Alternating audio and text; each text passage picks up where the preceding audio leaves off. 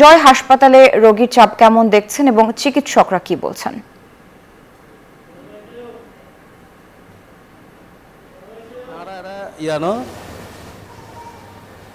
ধন্যবাদ আপনাকে। আমি জেনারেল হসপিটালে আছি, চট্টগ্রামের আরেকটি সরকারি হাসপাতাল।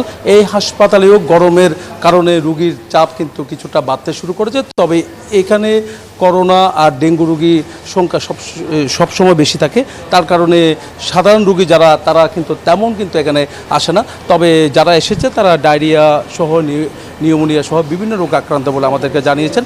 তবে চট্টগ্রাম মেডিকেল গ্রুপে আমরা যেমনটা দেখেছি, সেখানে শিশুদের সংখ্যা কিন্তু অনেকটা বেশি। ডায়রিয়া আক্রান্ত হয়ে অনেকজন ভর্তি হয়েছে। মা ও শিশু হাসপাতালগুলো যেমনটা দেখেছি, সেখানে ওয়ার্ডের মধ্যে জায়গায় নেই, সব শিশুরা ভর্তি আছে। তো চিকিৎসক যারা আছেন তারা যেমনটা জানিয়েছেন, তারা চেষ্টা চালিয়ে যাচ্ছেন তাদেরকে সুস্থ করার জন্য। যেহেতু গরম, তো সকালের দিকে চট্টগ্রামে একটু বৃষ্টিপাতও হয়েছে।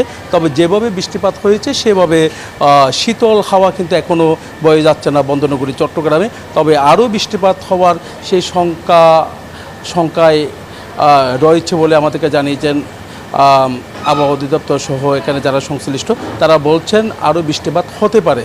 তবে কখন নাগাদ হতে পারে সেটা এখনও নিশ্চিত হতে পারেনি। তো দু এক দিনের মধ্যে বৃষ্টিপাত হতে পারে। শীতল হাওয়া কিন্তু আসবে। এমনকি এখানে যারা চিকিৎসক আছেন তারা যেমনটা জানিয়েছেন যে তাদের যে চিকিৎসা, সেই চিকিৎসা কিন্তু তারা অব্যাহত রেখেছে বলে আমাদেরকে জানিয়েছেন। সব মিলিয়ে বলা যায় চিকিৎসার কোনো ত্রুটি নেই, চিকিৎসকরা চেষ্টা চালিয়ে যাচ্ছেন। তবে এখানে যারা রোগী তাদের যে অভিযোগ, বিভিন্ন সময় বিভিন্ন অভিযোগ থেকে থাকে, তো এখানে যারা চিকিৎসক আছেন তাদের যে চেষ্টা তারা অব্যাহত রেখেছেন। এই ছিল আমার এখানকার সর্বশেষ। ফিরে যাচ্ছি আপনার কাছে।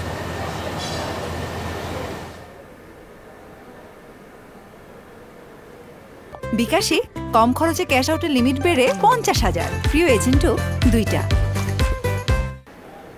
ধন্যবাদ আপনাকে। আপনি যে চট্টগ্রামের চিত্র তুলে ধরেছিলেন, সে একই রকমের চিত্র কিন্তু ফেনীতেও বিরাজ করছে। আমি এখন রয়েছি 250 শয্যা ফেনী জেনারেল হাসপাতালে।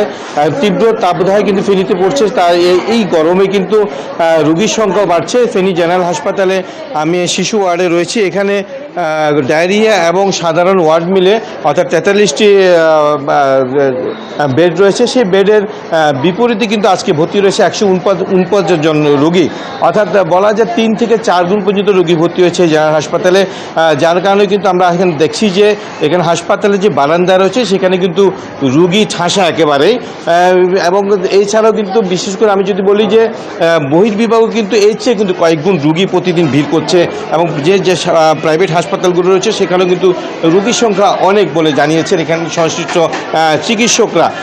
তবে ডাক্তাররা বলছেন যে যদি সচেতনতার প্রয়োজন, বিশেষ করে শিশুদেরকে, অর্থাৎ তাদের যদি এই গরমে তীব্র তাপদাহে যদি খাদ্যাভ্যাস এবং যদি জীবনযাত্রা যদি আরেকটু পরিবর্তন করে, তাহলে হয়তো অনেকটা কমে আসবে তাদের অসুখ বিসুখের সংখ্যা। এবং শিশুদেরকে বাড়তি যত্ন নিতে বলেছেন চিকিৎসকরা।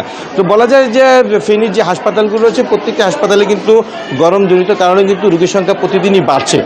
এই ছিল আমার কাছে হাসপাতালের সবশেষ চিত্র। আমি এখন চলে যাচ্ছি স্টুডিওতে সারা মেয়ে জামিনের কাছে।